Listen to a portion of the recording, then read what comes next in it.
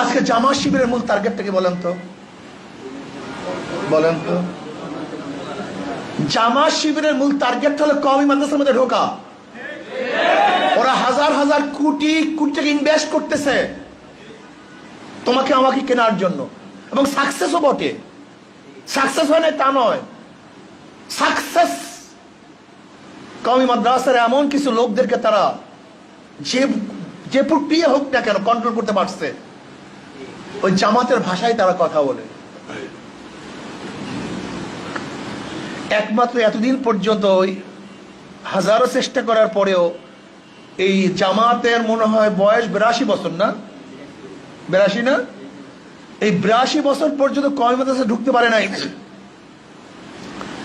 এখন তারা উদারতার নামে বিভিন্ন কৌশলে বিভিন্ন মাদ্রাসার ছাত্র সৃষ্টি করার মাধ্যমে তারা কিন্তু অনেকটা সাকসেসের পথে।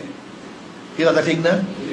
আমি বিশ্বাস করি যারা আহলে দেওবন্দ, যারা হুসাইন আহমদ মদনী রহমতুল্লাহ আলীকে মহাব্বত করেন, আল্লামা শফি রহমতুল্লাহকে মহাব্বত করেন, যারা কাসেম নাদুর রহমতুল্লাহকে মহাব্বত করেন, রশিদ আহমদ গঙ্গি রহমতুল্লাহ আলাইহির অনুসরণ করেন, যারা তাকওয়া ভিত্তিক তাসাউফ ভিত্তিক, এদেরকে হাজারো টাকা অর্থ ক্ষমতা দিয়ে কেউ কোনোদিন কন্ট্রোল করতে পারে নাই, পারবেও না ইনশাআল্লাহ।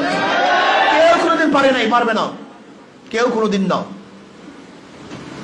এরা ক্ষমতা অর্থকে লাথি মারে, এরা দিনকে প্রাধান্য দেয়, এই বিশ্বাস আমার আছে।